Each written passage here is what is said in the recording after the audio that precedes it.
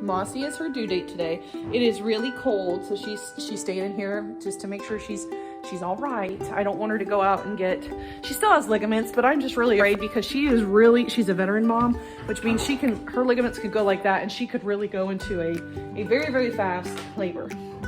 And I don't want that to happen. So I've just got her in here to watch her, but I just put the does out on the field and I'm about to bring in Rex to introduce him for the first time to the babies to see how he does. Now, he's had a little bit of practice with chicken hawks kids. He was younger then in November. Obviously he was younger in November than he is now in March.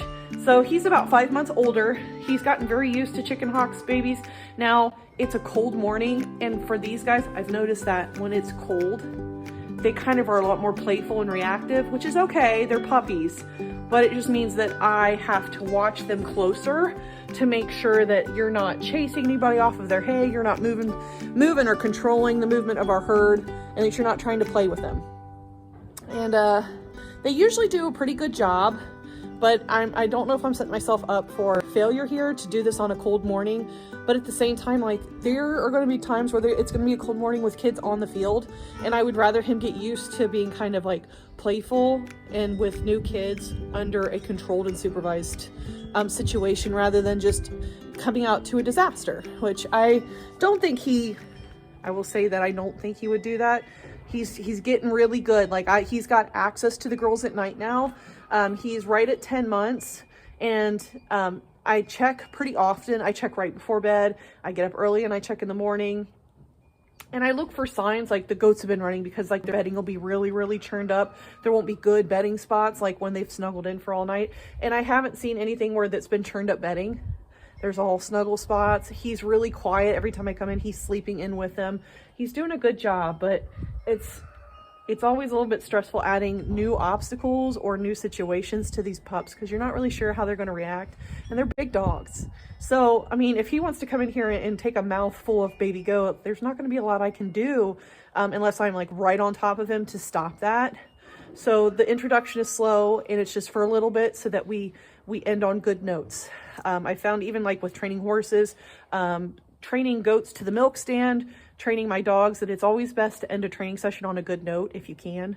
That way they know like they don't walk away super frustrated and you don't walk away super frustrated. And it just seems like they pick up their lessons a little bit better that way. So that's kind of how we're going to go at it. Well, I have a troublemaker that keeps getting out of her birthing stall somehow, peeing and pooping everywhere and just making a general mess of everything. And I honestly think today is going to be the day that Miss Mossy has her babies. She is a wide load. She's actually dropped quite a bit in this talking she's doing. She always does this before babies. She's just been kind of chilling out in this little nested down spot, besides making a break to get out. I don't know how she's doing it. How you doing it, dude? Not sure. You want your food? But I'm in here, I'm just bottle feeding some kid, or at least trying to get them to bottle feed.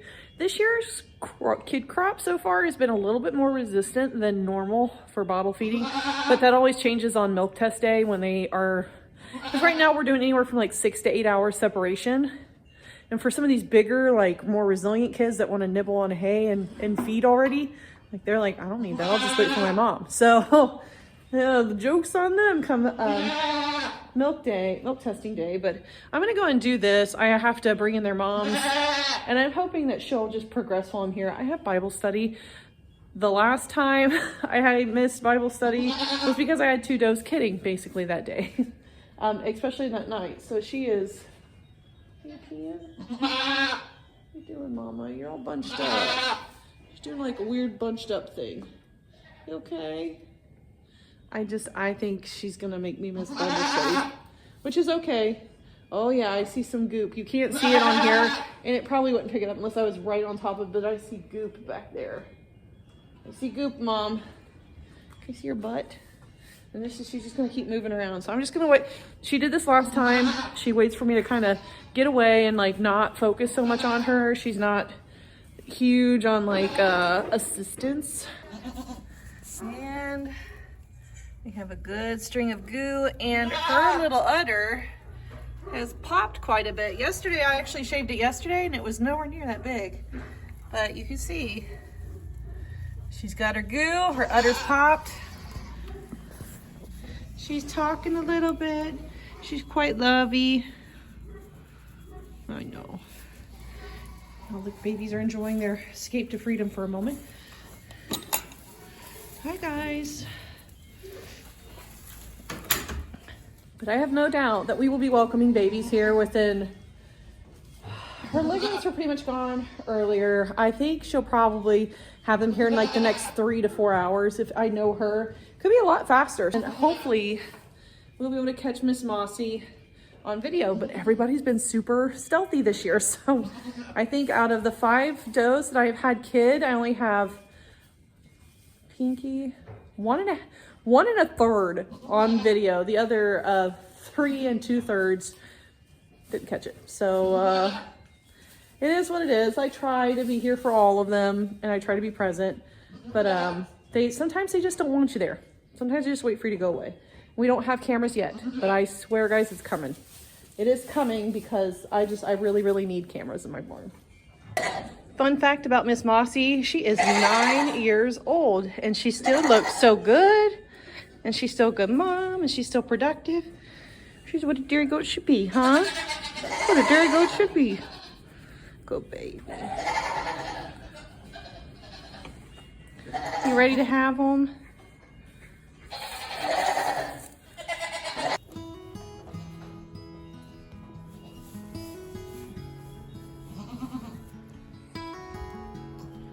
It'd be better if you lay down.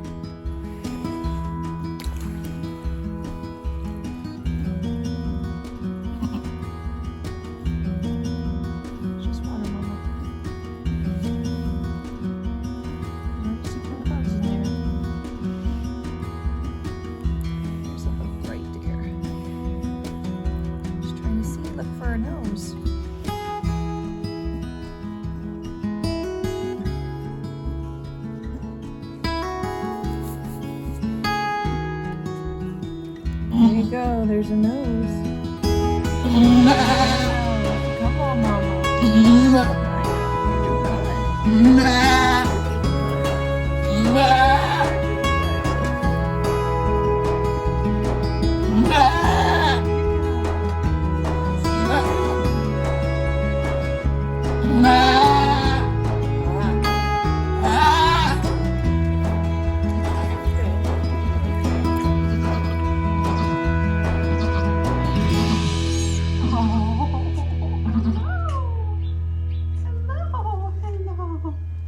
Hello, sweet thing. Hello, little love.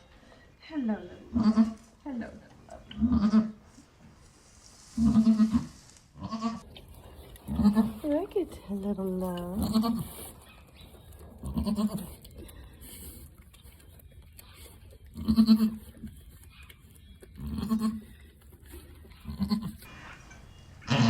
Oh, what is that? What is that? What is that, Mama? Oh, it's a head. That is a head. Let's see if you can do it. Come on. I know. I know. You might not be able to get this one out. Okay.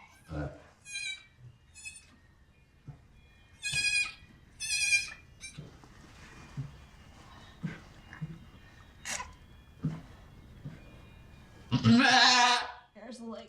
There's the leg. Okay. Okay. All right, that one was a little bit. Hi. Hi. Hello. Hello. Hi. Hello, sweet thing. Hi. Hi. You scared me for a minute. I know, buck number 2. Okay, how's this? This is... Okay.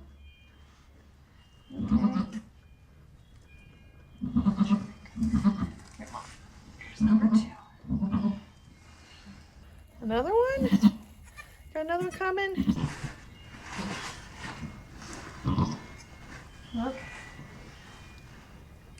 Okay, what we got going on here? You scared me with this last one, so I'm a little scared for this one.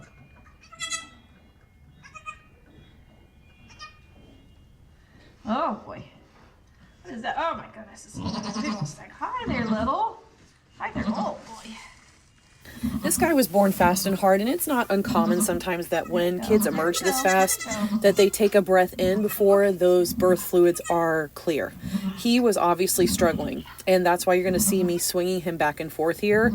This motion helps to move a lot of the birth fluids out of his nasal passages, his airway passages. The gravity and the momentum pulls it down.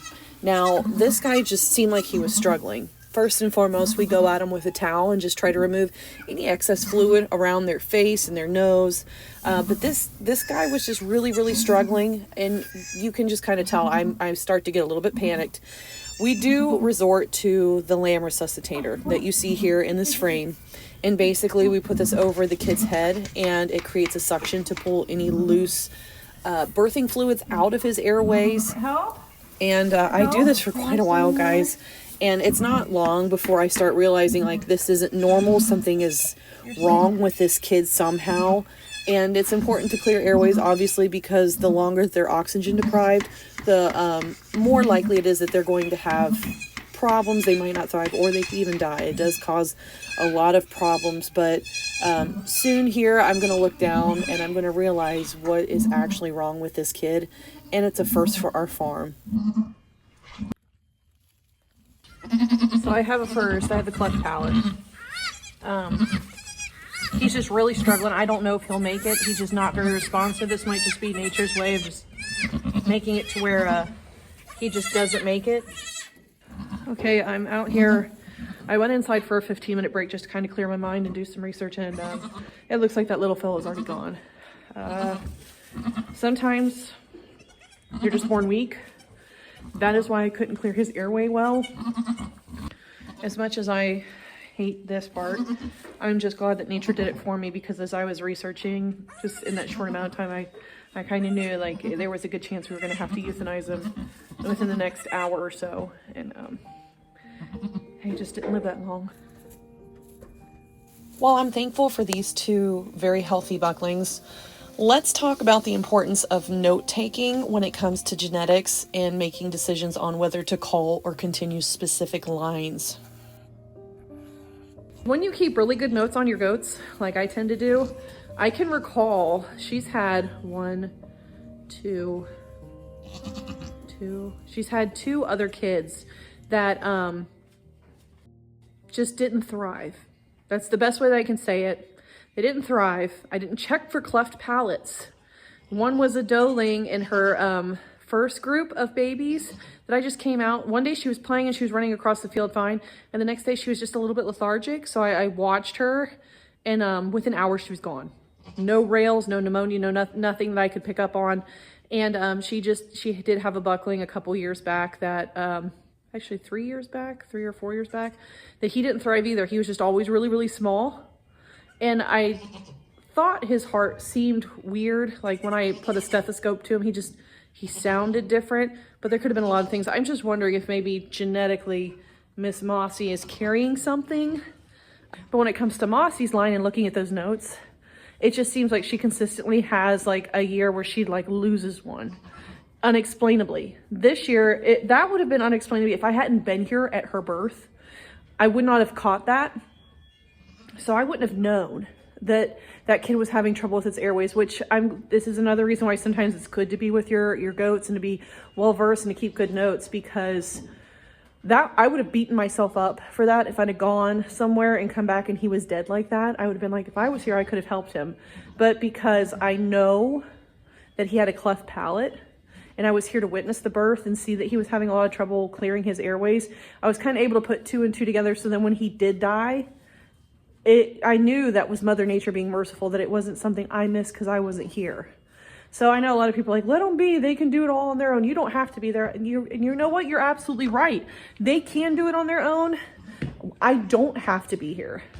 But this works best for me because I would have beat myself up over that. Every loss that I have on the farm, I beat the crap out of myself mentally and emotionally because I'm always like, what could I have done better as a steward and a manager of my herd? Because I have control over a lot of things that happen with these goats. I control when they breed. I control what they get fed, when they're moved to pastures, what they get. I mean, I control a lot of it, which means I'm very responsible. So I always want to be here because I am responsible for them. Doesn't mean that it goes against other people's herd management or that theirs is any less if they let Mother Nature do her thing, because honestly for them and their mentality, that situation probably wouldn't bother them, because if they let Mother do the thing, Mother Nature will cull more ruthlessly and without a second guess than I will. She culled him. It really didn't matter, even with my intervention. That kid was not meant to be born. And if you have a mentality that you're gonna let Mother Nature do her thing, then those losses don't tend to bother you as much because you're at peace with knowing this is an animal. I provide it feed and water. It's been bred. Only the strongest survive, and Mother Nature she can be rough. She will call faster than I ever would. It's just a hard part of being a farmer, being a homesteader. Doing anything that involves other life. You're just not in control.